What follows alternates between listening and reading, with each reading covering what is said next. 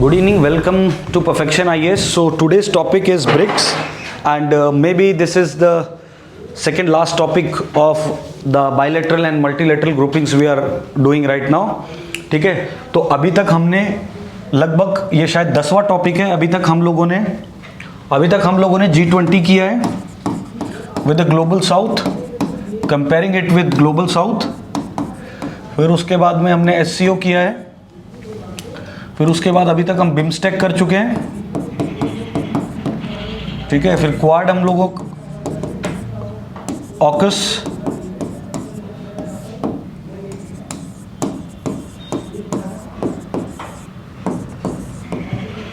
ठीक है. फिर उसके बाद में हमने ये अपना जो what about that I told you, IMF, WTO, ठीक है. And today's topic is BRICS.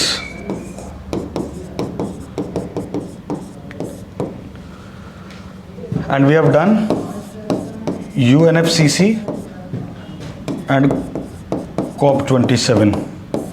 So this is the 10th topic, maybe 11th. So BRICS की जैसे इतने सारे मल्टीलेटरल ग्रुप्स आपको पढ़ाए, ब्रिक जो है उनमें से सबसे ज़्यादा पावरफुल ग्रुप है. क्यों पावरफुल ग्रुप है?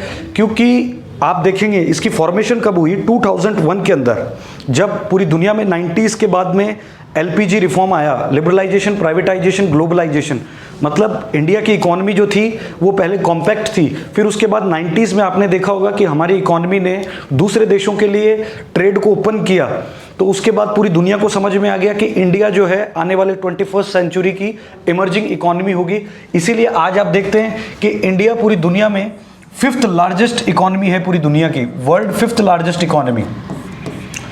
और इस का जो नाम था वो 2001 के अंदर एक गोल्डमैन सैक्स, एक कंपनी है दुनिया की बहुत बड़ी, उसके अंदर एक इकोनॉमिस्ट काम करता था, उस जिम ओ'नील, जिसने इसके बारे में बताया ब्रिक.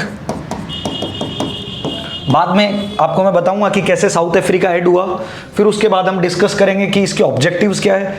ठीक है, फिर उसके बाद हम डिस्कस करेंगे जितनी भी अपन टॉपिक्स क्लास में डिस्कस करते हैं उनका मेन एजेंडा होता है UPSC और BPSC के according exam point of view के हिसाब से क्या इंपॉर्टेंट है, राइट.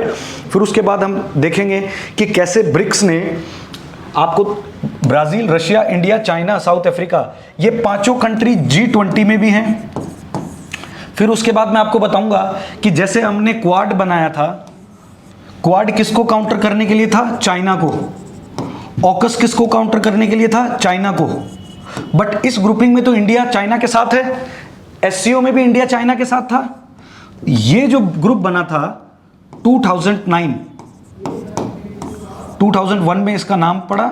फिर उसके बाद 16 जून 2009 को पहली मीटिंग होती है, राइट.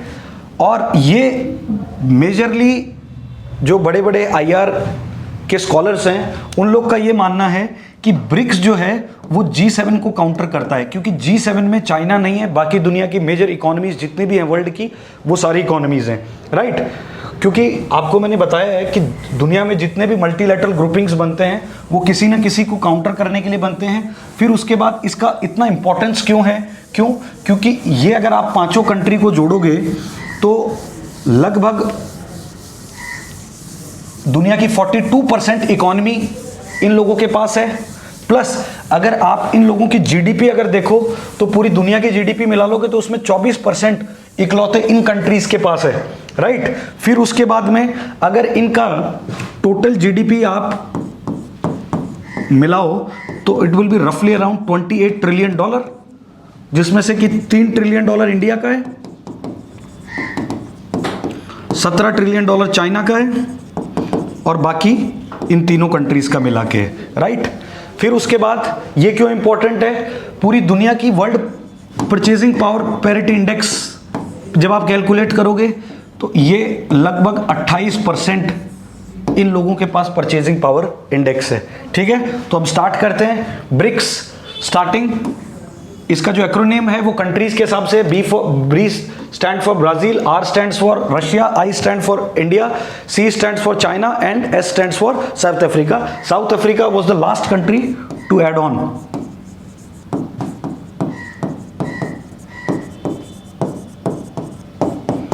ठीक है. फिर उसके बाद में this is important grouping bringing together the major emerging economies of the world.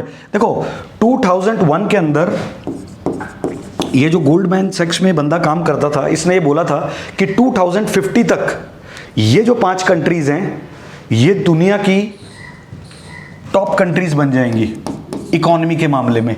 इसलिए इसने एक आइडिया दिया था कि क्योंकि आप देखो दुनिया के 2 पोल्स हैं, USA और रशिया.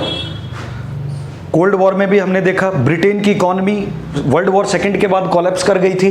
तो उसके बाद इंडिया और चाइना पूरी दुनिया की सबसे पॉपुलस कंट्री है. उसके बाद में सबसे ज़्यादा 90s के बाद अगर पूरी दुनिया में सबसे ज़्यादा डेवलप किया है या डेवलप्ड हुई है तो that is China and India. आज आप देखो कितना ज़बरदस्त इंफ्रास्ट्रक्चर है. It may be in science and tech, it may be in infrastructure, shipways, हर पैरामीटर के ऊपर इन लोगों ने डेवलपमेंट के नए आवाम को छुआ है. फिर उसके बाद हम देखते हैं कि 41% ऑफ द वर्ल्ड पॉपुलेशन इनके पास है, 24% ऑफ द वर्ल्ड GDP इनकी है and 16% of the share in the world trade. It is very significant number. मतलब सिर्फ 5, अगर अपन UNO के हिसाब से चलें तो पूरी दुनिया में 193 कंट्रीज लिस्टेड है UNO में, राइट. तो 5 कंट्रीज के पास मिला के 24% है और बाकी आप सोचो 186 to 187 कंट्रीज बची पीछे, इन कंट्रीज के पास रिमेनिंग है.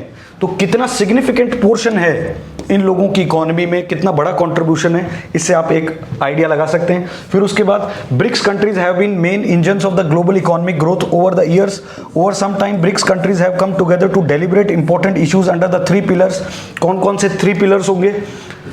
दुनिया में जितने भी ऑर्गेनाइजेशंस बनते हैं उनका एक एजेंडा हमेशा रहता है. आप आंख बंद करके 3-4 चीजें हमेशा लिख सकते हैं हर मल्टीलेटरल ऑर्गेनाइजेशन में. क्या कोई भी कंट्री नहीं चाहता है कि हमारे इंटरनल अफेयर्स के अंदर कोई दूसरा कंट्री जो है इंटरफेयर करे, पॉलिटिकल सोवरेनिटी की रिस्पेक्ट करे. तो ऑब्वियसली पॉलिटिकल पहला पिलर होगा, फिर उसके बाद इकोनॉमी दूसरा पिलर होगा, क्योंकि diplomacy is all about economy. मैं हमेशा IR में कहता हूं कि there are no permanent friends and there are no permanent enemies in international relation. The only permanent thing is your strategic interest and interest economy. So this is why economy is the most important pillar. फिर उसके बाद polity और economy होगी तो security चाहिए. किसकी? Polity को, economy दोनों की सिक्योरिटी चाहिए. क्योंकि जब तक सिक्योरिटी नहीं होगी किसी भी देश में तो स्टेबल नहीं होगा. और मैंने आपको एक कॉन्सेप्ट समझाया, peace is directly proportional to stability. जहां पीस नहीं होगी वहां स्टेबिलिटी नहीं होगी. सो स्टेबिलिटी होने के लिए peace is one of the most important parameter. फिर उसके बाद financial, cultural and people to people connect. इसमें आप और भी जोड़ सकते हो कि पीपल टू पीपल कनेक्ट होगा, बिजनेस टू बिजनेस कनेक्ट होगा, ठीक है, कल्चरल टू कल्चरल टाइज. क्योंकि आप देखते हो कि cultural, people to people connect, business to business और cultural to cultural, they all are part of track two diplomacy.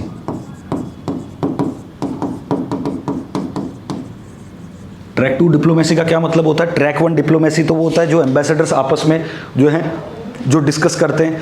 Track 2 का मतलब होता है जब गवर्नमेंट डायरेक्टली इन्वॉल्व नहीं होती, बाकी जो की प्लेयर्स हों वो आपके लिए बैटिंग करते हैं. जब वो आपकी फाइनेंस की बात करते हैं, आपकी पॉलिटिकल स्टेबिलिटी की बात करते हैं, आपकी कंट्री में फाइनेंशियल रिफॉर्म्स की बात करते हैं, या कोशिश करते हैं कि जो एक मान लीजिए A कंट्री है, B कंट्री है, 2 कंट्री हैं, दोनों को आपस में कैसे उनके संबंध, कैसे उनके रिलेशनशिप जो हैं वो और बेटर हो सकें और इंप्रूव हो सकें. So this is called track 2 diplomacy. So these are the players who play a very significant role in this grouping, right? तो this is all about basic about BRICS, right? फिर उसके बाद हम देखते हैं कि Russia, India, China with together represent a significant share in the world production and population. दोनों फिर कॉन्सेप्ट ऑफ ब्रिक्स मैं ऑलरेडी आपको बता चुका हूं कि 2001 में जो गोल्डमैन सैक्स में जो बंदा काम करता था जिम ओनील, जिसने बोला था कि 2050 तक ये जो कंट्री होंगी ये पूरी दुनिया की ग्लोबल इकोनॉमी को डोमिनेट करेंगी। और आप देख भी रहे हैं अभी यही हो रहा है। दुनिया की जितनी भी, यूएस में भी most powerful country in the whole world, but USA की जितनी भी कंपनीज हैं उन कंपनीज का प्रोडक्शन चाइना के अंदर होता है, whether it is Dell, whether it is Apple.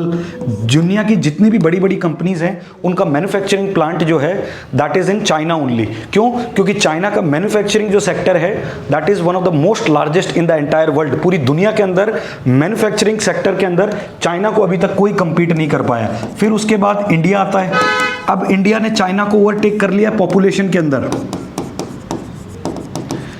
लेकिन इंडिया की जो इकोनॉमी है वो अभी भी $3 ट्रिलियन के आसपास है और चाइना की इकोनॉमी 17 ट्रिलियन, मतलब लगभग 5 गुना ज़्यादा है अभी भी हमसे। तो it will take a lot of time to cope up that bridge, that gap, right. फिर उसके बाद इवोल्यूशन कैसे हुआ ब्रिक्स का, मतलब कहाँ कैसे शुरुआत हुई। The leaders of the brick, Brazil, Russia, India, China. अभी साउथ अफ्रीका जो है वो कंटेक्स्ट में नहीं आया है। Brazil, Russia, India and China countries met for the first time in St. Petersburg, Russia on the margins of G8 Outreach Summit in July 2006. 2006 में ये लोग मिले। इन्होंने 2001 में ये वर्ड आ गया था, 2006 में ये लोग मिलते हैं कि यार क्यों ना हम एक इस तरह का फॉर्मल मल्टीलेटरल इंस्टीट्यूशन बनाएं जहाँ पे एक दूसरे की मदद की जाए। फिर आपको मैं बताऊंगा उसके बाद में कैसे इन लोगों ने, जैसे वर्ल्ड बैंक और आईएमएफ में, मैंने आपको कल क्लास में बताया था कि वर्ल्ड बैंक और आईएमएफ में अमेरिका का डोमिनेंस चलता है, तो उसको हटाने के लिए कैसे इन्होंने न्यू डेवलपमेंट बैंक का कॉन्सेप्ट किया, वो आगे की स्लाइड में आपको बताऊंगा कि इन्होंने बाकी अपने लिए तो हेल्प के लिए ज़रूरत पड़ेगी, बाकी जो अफ्रीकन कंट्रीज़ हैं या जो लीस्ट डेवलप्ड कंट्रीज़ हैं या मिडिल इनकम ग्रुप्स हैं उनको हेल्प करेगा ये न्यू डेवलपमेंट बैंक। क्योंकि बाकी छोटी कंट्रीज़ के लिए आईएमएफ में, वर्ल्ड बैंक में लोन सेंक्शन करवाना is not a easy task. So China will help. और चाइना की तो हमेशा पॉलिसी रहती है डेबिट ट्रैप की कि सामने वाले को इतना उधार दे दो कि चुका नहीं पाए और उसके बाद उनके नेचुरल रिसोर्स पे कब्जा कर लो।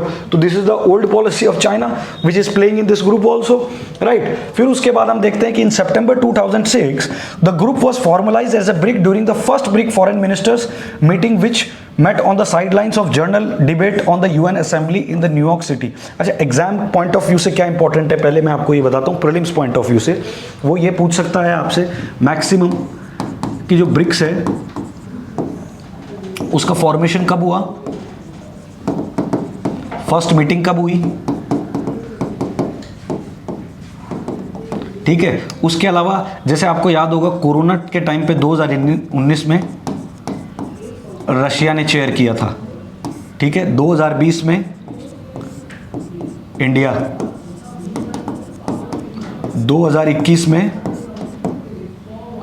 रशिया, इंडिया, फिर उसके बाद चाइना और 2022 में साउथ अफ्रीका। ये शायद 2020 में हुआ ही नहीं था, 2020 में इंडिया, फिर 2021 में चाइना और 2023 में साउथ अफ्रीका, क्योंकि कोरोना के टाइम पे एक साल वर्चुअल सबमिट हुई थी, ठीक है। So this was all about.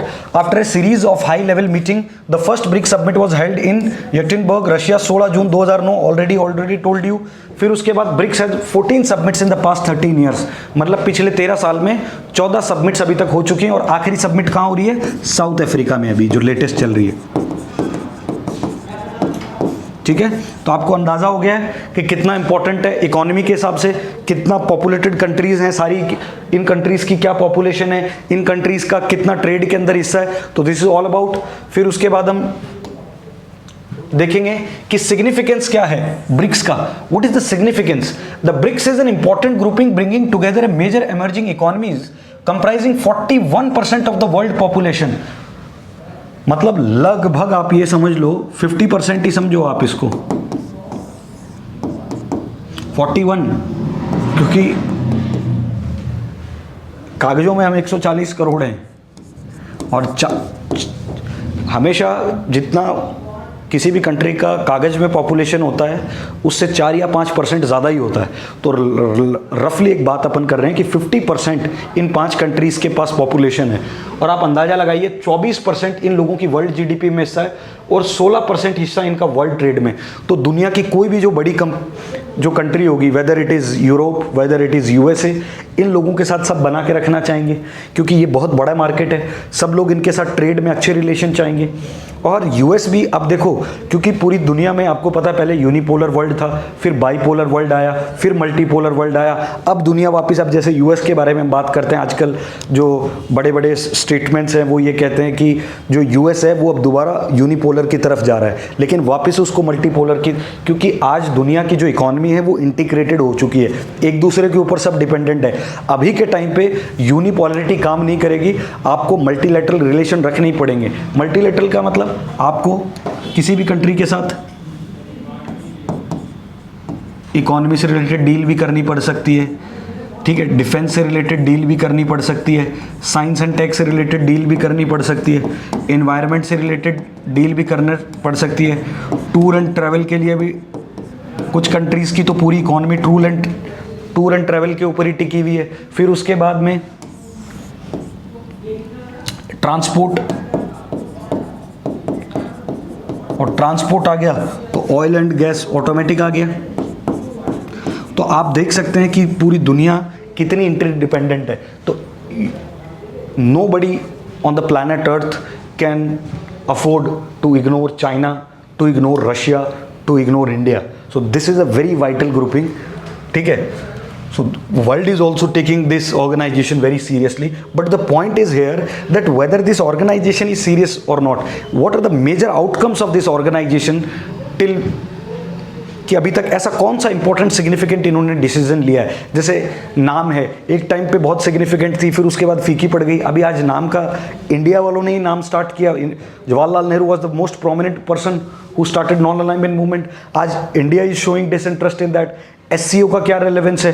तो इस तरह हर ऑर्गेनाइजेशन का एक टाइम पीरियड होता है जिस टाइम पीरियड में वो परफॉर्म करती है, और जब परफॉर्म करते हैं तो भी डिप्लोमेसी रहती है, और जब आप इंटरेस्ट नहीं ले रहे हो तब भी that is the part of your diplomacy, right. फिर over a period of BRIC country have come together to deliberate on important issues on the three pillars: political, security, economy, financial and cultural people-to-people exchange. Now what are the key focus areas of the BRICS? Geopolitical cooperations. Why geopolitical cooperation? जैसे मैंने आपको बताया था, quad के अंदर Indo Pacific जुड़ रहा है। फिर एक आपको मैंने ऑर्गेनाइजेशन बताई थी एशियन बिम्स्टिक, इनके अंदर क्या हो रहा था, इनके अंदर हिमालयास को जोड़ने की कोशिश हो रही थी। किसके साथ? हिमालयस को जोड़ने की कोशिश हो रही थी बे ऑफ बंगाल के साथ। मतलब जो हिमालयन कंट्रीज हैं वो बे ऑफ बंगाल के साथ जुड़े। इंडो पैसिफिक में क्या था, इंडियन ओशन के आसपास जितने भी कंट्रीज हैं they wanted to have ties with the Pacific countries. तो ऐसे ही जियोपॉलिटिकल सिग्निफिकेंस क्या है, China is also in Asia, Russia is also in Asia, India is also in Asia, right, and South Africa is an African continent. So you can directly say that we are connecting ties between Asia and Africa, right? Now what are the geopolitical cooperations? The group articulates a common view on a key global regional issues projecting non-western views. मतलब ये non-western views जो हैं, मतलब जो European view है उसको reject करते हैं कि बहुत साल आपकी हमने 150, 200, 300, 400, क्योंकि आप देखो ये जितनी भी कंट्रीज़ हैं ये भी एक टाइम पे कॉलोनीज़ रही हुई हैं। Weather it is China, China भी यूरोपियन कॉलोनी थी, इंडिया भी यूरोपियन कॉलोनी थी, south Africa was a European colony, ठीक है। तो जितनी भी कंट्रीज थी एक ना एक टाइम पे ये सब यूरोपियन कॉलोनीज, अब वो इस हेजमनी से ऊपर आ चुके हैं। अब they wanted to say that we want look your point of view, what is important for us, that is more important. The point of the day is India के लिए जो स्ट्रैटेजिक इंटरेस्ट इंपॉर्टेंट होगा India उसकी बात करेगा, China के लिए जो इंपॉर्टेंट होगा चाइना उसकी बात करेगा, साउथ अफ्रीका के लिए जो इंपॉर्टेंट होगा साउथ अफ्रीका उसकी बात करेगा। अभी हम ये नहीं सोचेंगे कि कौन क्या बोलता है कौन क्या सोचता है, because we have seen these countries, whether it is western countries or European countries, whatever it is, ठीक है, या यूएस हो, इनको आप ट्रस्ट नहीं कर सकते। यूएस के लिए मैं आपको हमेशा एग्जांपल देता हूँ, इन्होंने लीबिया में क्या किया, इन्होंने अफगानिस्तान में देखो क्या कंडीशन करके छोड़ के आए, फिर उसके बाद क्यूबियन क्राइसिस में इन्होंने क्या किया, उसके बाद इन्होंने वियतनाम वॉर में क्या किया, ईरान में अमेरिका लोगों ने क्या किया। तो इनके ऊपर आप ट्रस्ट नहीं कर सकते। अब the world has changed, the matters has changed, the subject has changed, इसीलिए everybody is talking about their geopolitical benefits. ठीक है, this strengthen the world's march towards the multipolarity, thus helping to curb the dominating influence of the west. Obviously they want to curb the influence of the west. फिर economic cooperation, मैंने आपको बताया 41% के आसपास total इन countries के पास population है, 24% GDP है, 20-21% के आसपास 16% के आसपास दुनिया की ट्रेड इनके पास है। तो ऑब्वियसली इकोनॉमिक कॉपरेशन होना तो बहुत लाजमी है। फिर उसके बाद नेशनल डेवलपमेंट बैंक है, इन्होंने बनाया 6th ब्रिक समिट के अंदर, फोर्टलेजा ब्राज़ील के अंदर 2014 में।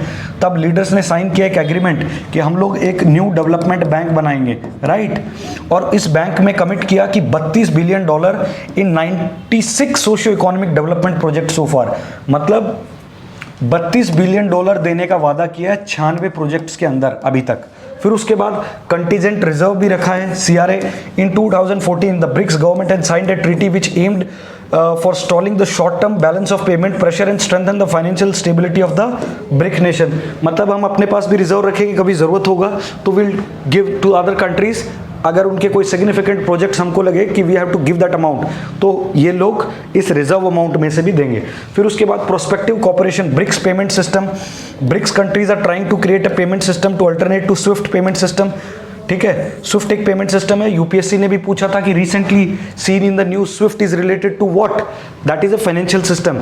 और अभी आपको न्यूज में भी आया होगा, आपने देखा होगा कि रशिया और यूक्रेन का वॉर चल गया था, वर्ल्ड वॉर जैसी सिचुएशन हो गई थी, तो यूएस ने सैंक्शन लगा दिया स्विफ्ट किस पे, रशिया के ऊपर। तो मतलब रशिया किसी के साथ भी अब ट्रेड करेगा तो स्विफ्ट के थ्रू नहीं करता, इसलिए रशिया को बहुत दिक्कत हो रही थी, रशिया का बिलियंस ऑफ डॉलर फंस गए थे।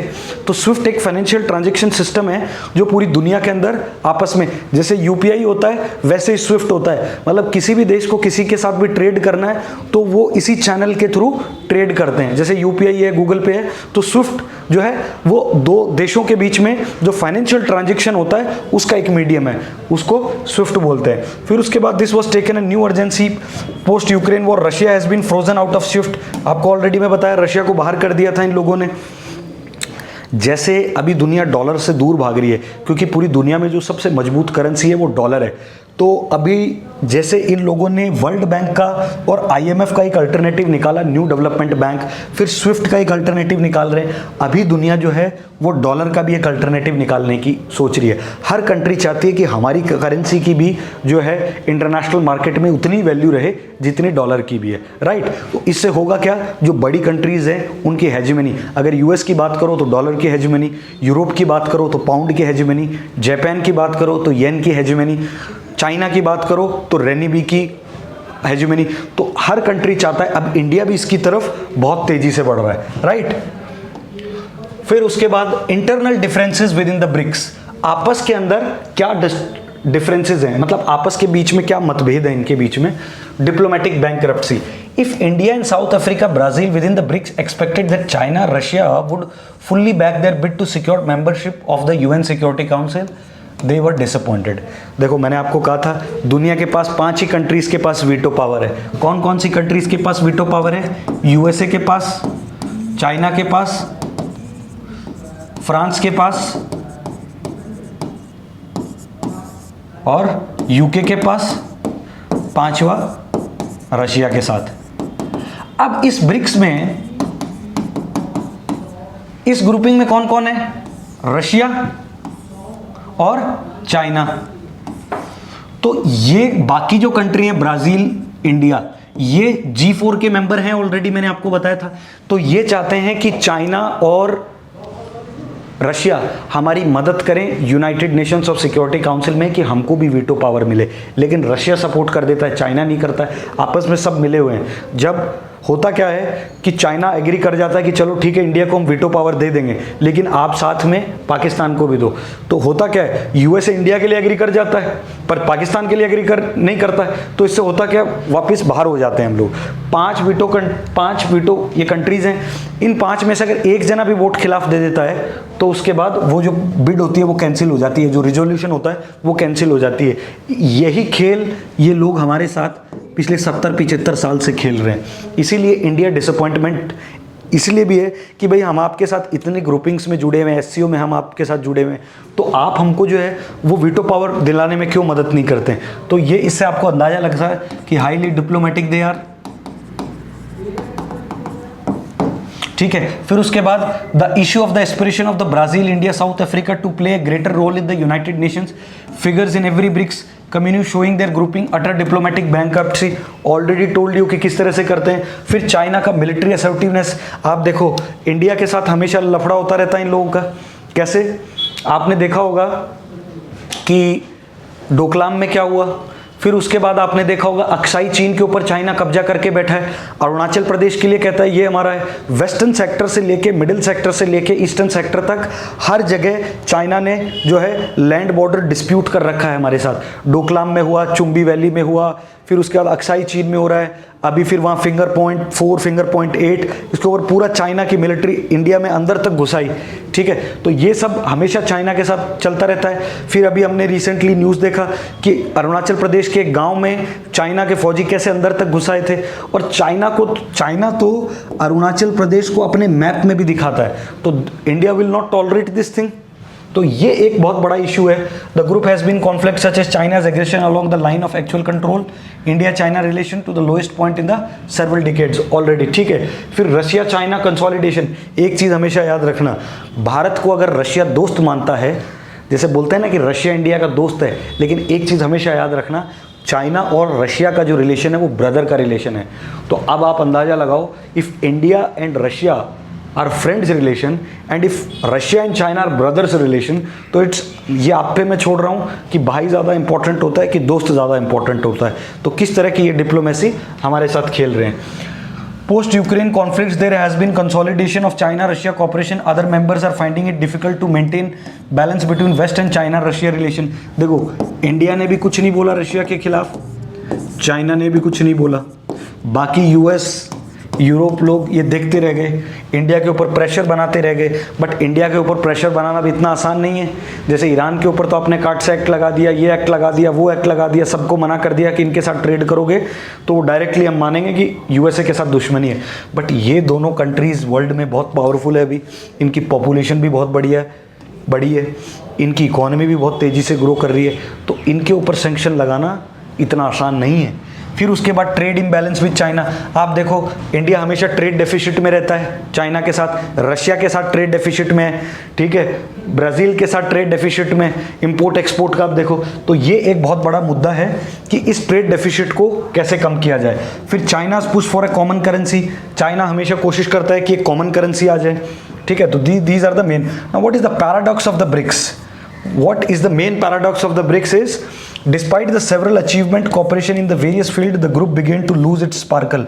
मतलब बहुत सारी चीज़ों के अंदर आपस में कॉपरेशन भी कर रहे हैं, बहुत सारी फील्ड्स में भी कर रहे हैं। जैसे रशिया के साथ इंडिया की जो फ़ौज है वो आपस में मिलिट्री एक्सरसाइज करती है, साउथ अफ्रीका के साथ करते हैं, रशिया के साथ कर रहे हैं। तो इस तरह से इतने साइंस, देखो जो ब्रह्मोस हमारी मिसाइल है वो रशिया ने बना के दी। ठीक है, मतलब इस तरह से मदद भी कर रहे हैं, लेकिन फिर भी इस ऑर्गेनाइजेशन के अंदर जो स्पार्कल होना चाहिए या जो इसका इतना अचीवमेंट होना चाहिए था अभी तक, वो नहीं हो पाया। फिर apart from the internal differences, covid, the Galwan valley clash, आपको मैंने बताया कि कैसे पूरी दुनिया में वीडियो वायरल हुआ था, फोटोज़ वायरल हुआ था कि कैसे चाइनीज़ लोगों ने जो है लकड़ी के बैट के ऊपर जो बार्ब्ड वायर्स होते हैं, तार, वो हमारे सोते हुए सैनिकों के ऊपर वार किया था। तो ऐसे लोगों पे आप कैसे ट्रस्ट करोगे? Galwan valley clash, Ukraine conflict resulted in the increased global economic stress, damage the Indo China ties.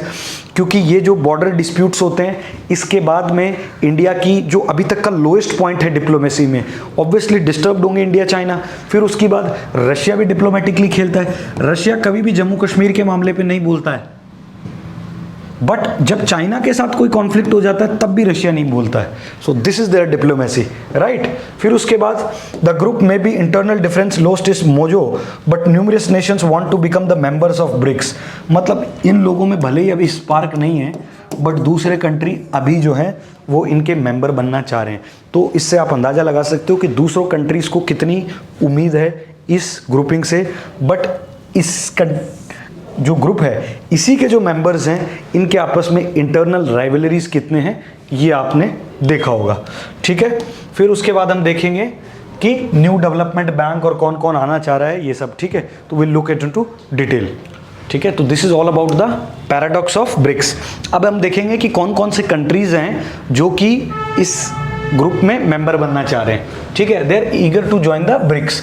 Latin America में अर्जेंटीना, लैटिन अमेरिका मतलब ये जो साउथ अमेरिका और इधर से ये नॉर्थ अमेरिका वाला, ये जो कंट्रीज़ हैं these are called Latin America. Basically इनको लैटिन अमेरिका कंट्रीज़ ये इसलिए कहा जाता है क्योंकि इन कंट्रीज़, ये जितने भी कंट्रीज़ थे ये एक वक्त में स्पेन की कॉलोनीज़ थे। तो स्पेन की जो लैंग्वेज है that is called Latin, Spanish Latin से निकली है, तो इसीलिए इनको लैटिन अमेरिकन कंट्रीज़ कहा जाता है, ठीक है। तो वहाँ से कौन कौन, अर्जेंटीना, निकारागुआ, मैक्सिको, उरुग्वे।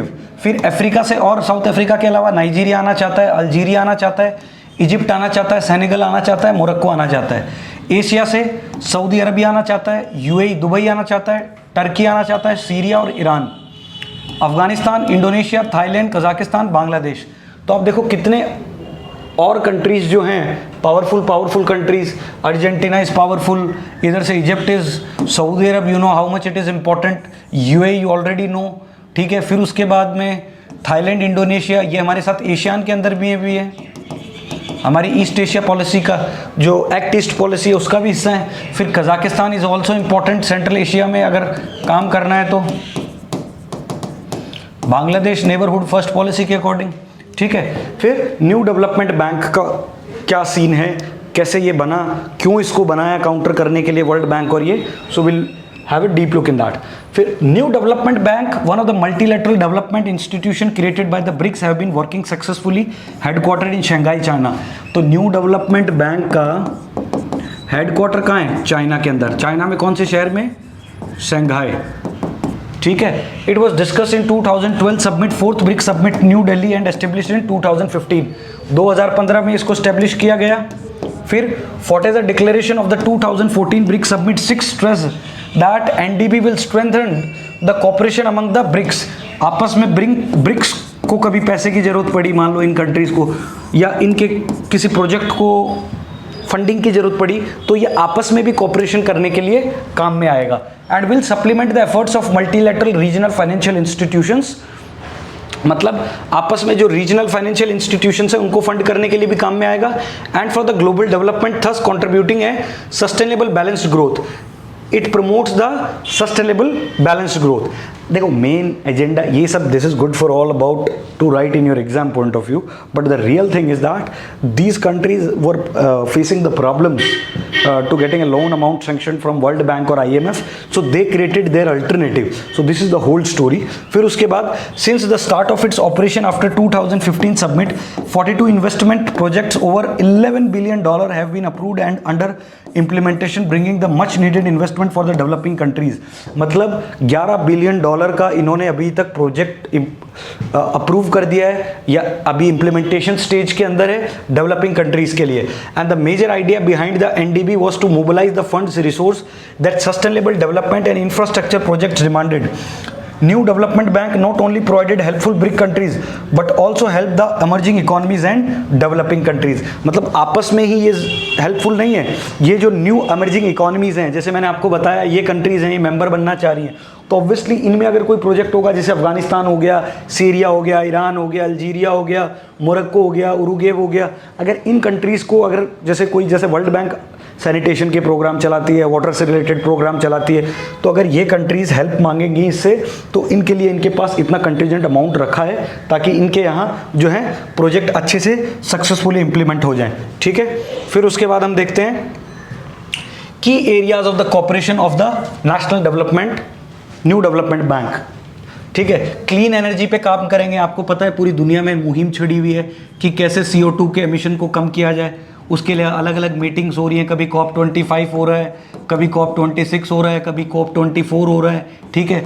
कोशिश कर रहे हैं कि कैसे प्री इंडस्ट्रियलाइजेशन के टाइम पे जो टाइम था उससे 1 डिग्री सेल्सियस 1.5 डिग्री सेल्सियस जो है ये कम कर सके, ठीक है। पूरी दुनिया ग्रीन हाइड्रोजन की बात कर रही है, पिंक हाइड्रोजन की बात कर रहे हैं, न्यू रिन्यूएबल एनर्जी सोर्सेज की बात कर रहे हैं, कोशिश कर रहे हैं कि कैसे नॉन कन्वेंशनल सोर्सेज हैं उनका ज़्यादा यूज़ लिया जाए रेदर देन कन्वेंशनल कोल वोल, ठीक है, हाइड्रो एनर्जी वगैरह, ठीक है, ताकि पूरी दुनिया में पॉल्यूशन कम हो, क्योंकि बहुत ज़्यादा ग्लोबल वार्मिंग बहुत ज़्यादा बढ़ रही है। तो कोशिश करते हैं कि कैसे जो है इनको कट किया जाए। अब पूरी दुनिया जो है कोशिश कर रही है इलेक्ट्रिक कार की तरफ बढ़ रहे हैं, ताकि जो डीजल और पेट्रोल का गाड़ी से पॉल्यूशन बढ़ता है उससे भी पूरी दुनिया में टेम्परेचर बढ़ने का खतरा है। और सबसे ज़्यादा खतरा तो जो कंट्रीज़ सी के आसपास हैं, क्योंकि जैसे हर साल सी लेवल राइज हो रहा है।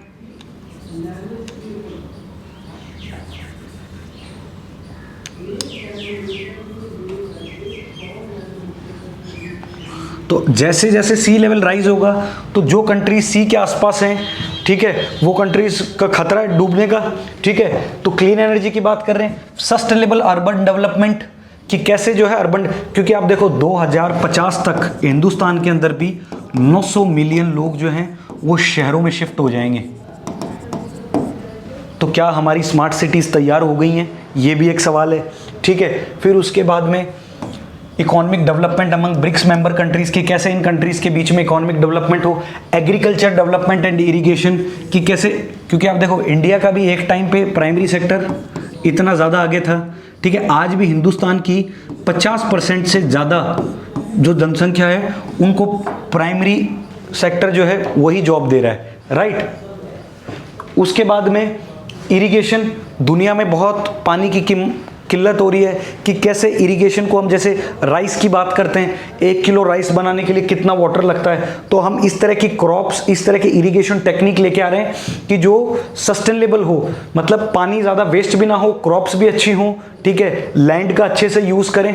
तो they are talking about all things which are important, clean energy, sustainable urban development, economic development, agriculture development, transport infrastructure पे काम कर रहे हैं कि कैसे जो है ट्रांसपोर्ट इंफ्रास्ट्रक्चर को और अच्छे तरीके से इंक्रीज किया जाए, ठीक है। फिर उसके बाद all the BRICS member countries hold an equal stake in the bank, NDB works on their consultative mechanism, मतलब वर्ल्ड बैंक के जैसे, IMF के जैसा नहीं है यहाँ पे। इस डेवलपमेंट बैंक में सबका स्टेक बराबर है। अगर 5 कंट्री हैं तो क्या हो गया, सबका 20-20% हो गया। फिर ऑप्शंस फॉर एक्सपेंशन, मतलब इस ब्रिक्स के पास क्या ऑप्शंस है एक्सपेंड करने के, राइट। तो उसके बाद हम देखते हैं the mega expansion that rise membership from 5 to 21 that surpassing the G20, मतलब अगर अभी तो 5 हैं और ये जो कंट्रीज मैंने आपको पहले बताए थे, तो अगर ये ऐड हो जाएंगे तो टोटल हो जाएंगे 21 कंट्री, तो ये G20 को भी सरपास कर देगा। और आपको G20 में ऑलरेडी पढ़ा चुका हूँ कि G20 की कितनी इंपॉर्टेंस है, आप पीछे जाके पहले G20 वाला वीडियो देखिए। फिर उसके बाद limited admission of 10 new members, 2 each supported by existing member, admission of only 5 new member, 1 each supported by existing member. India favour expansion if it is based on agreed criteria move gradually, मतलब India expansion की तरफ है, लेकिन जो criteria तय हो उसके ऊपर अगर काम होगा उसी के बाद India is agreed on this move. फिर if the third option with concessions, मतलब आपस में सबकी सहमति के आधार पे Argentina, Egypt, Indonesia, UAE, Bangladesh are the most likely states to make the cut, मतलब इन कंट्री, जो इतने कंट्रीज बताए थे उनमें से सब लोग अगर इनके ऊपर सहमत हो, अभी most probably Argentina, Egypt, Indonesia, UAE और बांग्लादेश के ऊपर लगभग सब सहमत हैं। अगर सब ठीक चलता रहा तो ये आने वाले टाइम पे ब्रिक्स का हिस्सा हो जाएंगे, ठीक है। फिर ब्रिक्स 21 2021 में India is hosting the 13th BRICS summit, India ने चेयर किया इसको। The theme of the 13th BRICS summit was BRICS @15 intra BRICS cooperation for continuity, consolidation and concessions, मतलब कंटिन्यूटी लगातार, कंसोलिडेट मतलब सबको इकट्ठा करके, और कंसेशनस सबकी सहमति के साथ। जैसे G20 का क्या है इस बार, 1 अर्थ 1 फैमिली, ऐसे ही ब्रिक्स का क्या है, कंटिन्यूटी, कंसोलिडेशन एंड कंसेशनस, आपस में सबकी सहमति के साथ सबको इकट्ठा करके और सबके साथ लगातार। तो ये इंडिया का इस बार थीम था।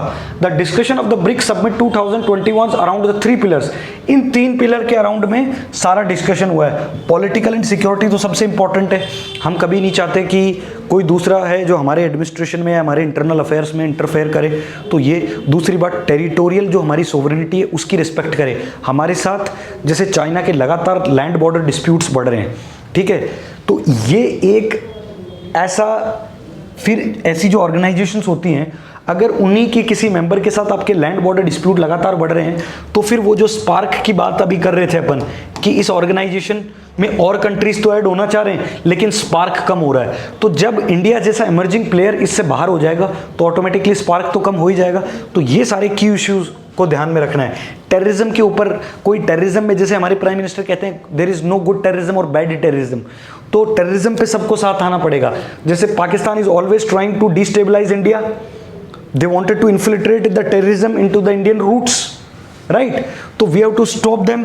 पाकिस्तान के ऊपर सैंक्शंस लगाने पड़ेंगे, ठीक है? पाकिस्तान की जो टेररिस्ट ऑर्गेनाइजेशंस हैं उनको डेजिग्नेट करके, उनको लिस्ट आउट करके उनको ब्लैक लिस्ट में डालना पड़ेगा, ठीक है? तो they are not helping. United Nation Security Council में जब भी कोई डिस्कशन चलता है तो चाइना वॉकआउट्स, तो ये क्या दिखाता है? That how they are serious on the matter of terrorism. तो अगर इस तरह के इश्यूज होंगे तो how could they expect from India to cooperate with them? Now the political security is one of the most important thing. The focus is on the discussion over the global and regional security priority sectors are, ठीक है? दूसरा, reform of the multilateral system को reform करो। Counter terrorism corporation की मैंने आपको बात कर दी है, ठीक है, कि कैसे टेररिज्म को काउंटर करना है और कैसे इनके साथ हम इनका सहयोग चाहते हैं, क्योंकि इंडिया एशिया के अंदर एकमात्र ऐसा कंट्री है जो सबसे ज़्यादा दुखी और पीड़ित है टेररिज्म की वजह से, क्योंकि बाकी सब कंट्रीज़ के पास खोने के लिए कुछ नहीं है। इंडिया की इकोनॉमी इतनी ज़्यादा बढ़ गई है, इतना ज़्यादा हम डेवलप कर रहे हैं रोज़, तो अगर टेररिज्म हमारे यहाँ, कम्युनलिज्म, टेररिज्म, नक्सलिज्म ये रहेगा तो ये एक तरह से रेजिस्टेंस का काम करेंगे इंडिया की इकोनॉमिक ग्रोथ के ऊपर। तो इसलिए इनको सबसे पहले एलिमिनेट करना इंपॉर्टेंट है। फिर economic and financial, the focus is on the intra BRICS cooperation in sector such as trade. Already told you कि कैसे ट्रेड को बढ़ाएं। इंडिया के लिए कंसर्न क्या है कि कैसे ट्रेड डेफिसिट को कम किया जाए और हम इंडिया जो है वो ट्रेड सरप्लस में आए। हर कंट्री की यही चाहत होती है। फिर एग्रीकल्चर के ऊपर कैसे इनके साथ कॉप अप करें। इंफ्रास्ट्रक्चर, स्मॉल एसएमईज जो हमारी हैं, energy, finance, banking, priority under these pillars, ठीक है? ट्रेड की बात कर ली, एग्रीकल्चर की बात कर ली, इंफ्रास्ट्रक्चर की बात कर ली, एसएमईज की बात कर ली, energy, finance, these are the key important. फिर उसके बाद BRICS economic partnership strategic implementation for strategy will be discuss. मतलब इस बार जो 2020 से लेकर 2025 तक सबसे इंपॉर्टेंट होगा इंप्लीमेंट करना। जितनी भी स्ट्रेटेजी, जितनी भी चीज डिस्कस हुई हैं उनको ग्राउंड के ऊपर कैसे इंप्लीमेंट करवाएं, राइट? फिर उसके बाद ब्रिक्स एग्रीकल्चर रिसर्च प्लेटफॉर्म, जैसे इंडिया ने अटल टिंकरिंग लैब्स बनाई हैं नीति आयोग के अंडर में, तो इस तरह से हमने एक एग्रीकल्चर रिसर्च प्लेटफॉर्म बनाया है यहाँ पे कि कैसे क्रॉप्स, जो डिफरेंट क्रॉप्स हैं, जो मोर वाटर फेचिंग क्रॉप्स हैं, उनको हम कैसे लेस वाटर एफिशिएंट बनाएं। कैसे मतलब जैसे इंडिया के अंदर बीटी क्रॉप्स हैं, अभी तक बीटी कॉटन ही सिर्फ अलाउड है। अभी बात चल रही है DMH11 मस्टर्ड को भी इंट्रोड्यूस करने की, लेकिन फाइनल स्टेज में भी नहीं हुआ है। तो कैसे इन चीज़ों को हम लोग जो हैं वो अपने जो ज़मीनी स्तर है उसके ऊपर रेगुलेट करवा पाएँ, ठीक है? और जैसे क्रॉप्स हैं, मिलेट्स हैं, इंडिया के अंदर मिलेट प्रोडक्शन बहुत होता है, तो और मिलेट के अंदर न्यूट्रिशन बहुत होते हैं, प्रोटीन बहुत होता है, तो कैसे ऐसी जो क्रॉप्स हैं इनको हम बढ़ावा दें, और जो क्रॉप्स हैं जिनके अंदर बहुत ज़्यादा पानी लगता है उनको कैसे डिफरेंट टेक्निक्स यूज़ करके जो दूसरी कंट्रीज़ के पास हैं उनको हम यूज़ करके हमारे यहाँ का पानी बचाएं। ये this is the main thing about. जैसे मैंने आपको बताया था इजराइल के साथ हम डिस्कस कर रहे हैं कि कैसे जो समुद्र का पानी है उसको, जो खारा पानी है उसको मीठे पानी में कन्वर्ट करने की हम बातें कर रहे हैं। फिर कॉपरेशन ऑन डिजास्टर रेजिलियंस, कभी भी जैसे कोई भी डिजास्टर आ जाए तो उसमें हेल्प हो, जैसे अर्थक्वेक हो गया, सुनामी हो गई, वोल्केनो आ गया, ठीक है, या और किसी तरह का डिजास्टर हो गया, फ्लड्स आ गई, ठीक है। इनोवेशन एंड कॉपरेशन, ठीक है, कैसे एक कंट्री का इनोवेशन एंड कॉपरेशन बढ़ाएं, ठीक है, अच्छी अच्छी चीज़ों को इनोवेट करें, टेक्नोलॉजी ट्रांसफ़र हो, ये सारी चीज़ें। Digital health and traditional medicine, जैसे इंडिया की जो फार्मास्यूटिकल इंडस्ट्री वो दुनिया की नंबर 1 इंडस्ट्री है। डिजिटल हेल्थ क्या होती है, आजकल आप देखते हो कि डॉक्टर्स ऑनलाइन भी अवेलेबल हैं, मतलब इस तरह के ऐप्स आते हैं कि आप जो है घर बैठे डॉक्टर के साथ कंसल्ट कर सकते हैं। तो अब डॉक्टर के पास जाने की ज़रूरत नहीं, नॉर्मल चीज़ आप डॉक्टर से पूछिए और अपने जो फार्मास्यूटिकल स्टोर है वहाँ से जाके वो मेडिसिन ले आइए। आपको डॉक्टर प्रिस्क्राइब कर देगा कि ये चीज़ आपको चाहिए, डायरेक्टली व्हाट्सएप पे मैसेज कर देगा, वो जाके आप दवाई की दुकान पे जाके दिखा दीजिए।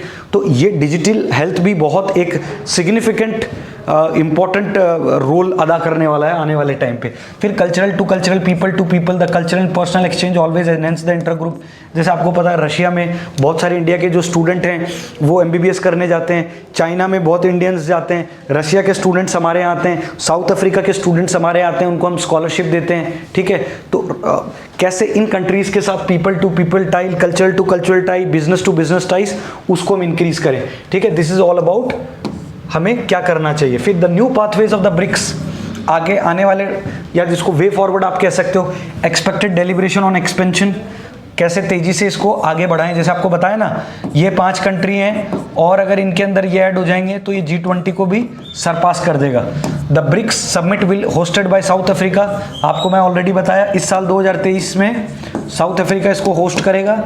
तो डिस्कस करेंगे कि आने वाली जितनी भी चीज़ें अभी तक जो डिस्कस ऑलरेडी हो चुकी हैं उनको, उनका इम्प्लीमेंटेशन अच्छे से हुआ है कि नहीं हुआ है, वो ग्राउंड पे वो स्कीम्स काम कर रही हैं कि नहीं कर रही हैं, जो आपने किसी प्रोजेक्ट के लिए अमाउंट सैंक्शन किया है अभी तक वो उस ऑर्गेनाइजेशन के पास पहुंचा है कि नहीं पहुंचा है। तो ये सारी चीज़ें हम देखेंगे। फिर उनको टेक डिसीजन एक्सपेंशन क्राइटेरिया, इस मीटिंग के अंदर ये भी डिसाइड करेंगे कि जो एक्सपेंशन की हम बात कर रहे हैं उसके ऊपर क्या क्राइटेरिया होना चाहिए। फिर preparatory meetings for the foreign ministers, आपस में नेशनल सिक्योरिटी एडवाइजर्स, हमारे यहाँ से जैसे अपने जयशंकर साहब चले गए, अजीत डोवाल साहब चले गए, ये आपस में बैठ के डिस्कस करेंगे कि क्या कैसे करना है, इंटरनल सिक्योरिटी को कैसे मजबूत करना है। फॉरेन मिनिस्टर साहब कहेंगे कि बाकी चीज़ों को, जैसे ट्रेड हो गई या हमारी जो इंटरनल अफेयर्स हैं, इनके अंदर कैसे इकोनॉमिक कोऑपरेशन एक दूसरे की कंट्रीज़ का बढ़े। आप चाहो तो मिनिस्टर ऑफ कॉर्पोरेट अफेयर्स को भी इंक्लूड कर सकते हो इसके अंदर, ठीक है। Address the internal imbalance, strengthen the BRICS, अगर आपस के इंटरनल इम्बैलेंस अगर ठीक हो गया तो ब्रिक्स जो है, जिसका स्पार्क कम हो गया है उसका स्पार्क इंक्रीज हो गया। अगर इंटरनल डिस्टर्बेंस या इंटरनल जो दूरियां हैं वो अगर कम हो जाएंगी तो ऑब्वियसली इस ब्रिक्स को स्ट्रेंथन मिलेगी, ये और ज़्यादा मजबूत होगा, और ज़्यादा मजबूत होगा। तो they should reflect on the strengthening BRICS, redressing the internal imbalance. अगर जितना ज़्यादा ये मजबूत होगा, आपस में इम्बैलेंसेस खत्म होंगे, तो उतना ज़्यादा दुनिया के लिए प्रॉस्पेरिटी बढ़ेगी। क्यों? क्योंकि इतने पावरफुल कंट्रीज अगर आपस में अच्छे से रहते हैं, इकोनॉमिक कॉपरेशन रहता है, तो obviously there will be a peace in the world, trade, and which will be very beneficial for us. अगर ये लोग हमारे साथ बॉर्डर डिस्प्यूट्स खत्म कर दें, बाकी सब चीज़ें खत्म कर दें, तो ऑब्वियसली चाइना के साथ हम ट्रेड करेंगे। China is a big market, China के लिए भी इंडिया को लूज करना is very dangerous, because they know how much they are dependent on Indian market, because India is a market of 1.4 billion, and इसीलिए तो make in India, ये सब इस तरह के स्टार्टअप इंडिया, ये प्रोजेक्ट्स लॉन्च हुए क्योंकि चाइना के ऊपर डिपेंडेंस ज़्यादा बढ़ गई थी। हर चीज़ के ऊपर made in India, made in China, made in China, made in China, market इतना फ्लडेड हो गया था इनके आइटम से, तो it was very disturbing for our SMEs, ठीक है। तो ये सब डिस्कस करना था। फिर लास्ट में हम देखेंगे कंक्लूजन है। Unlike many other multilateral organizations, BRICS is still relevant with some internal differences on the key issues. जैसे दुनिया के अदर मल्टीलेटरल ऑर्गेनाइजेशंस हैं, ब्रिक्स अभी भी अगर इंटरनल डिफरेंसेस को ख़त्म कर दें तो एक बहुत ही सिग्निफिकेंट, बहुत ही एक प्रोमिनेंट ऑर्गेनाइजेशन है। फिर उसके बाद the eagerness to join the 19 countries reforms the fact that the group has still lot to offer in the terms of geopolitics and economic front as well.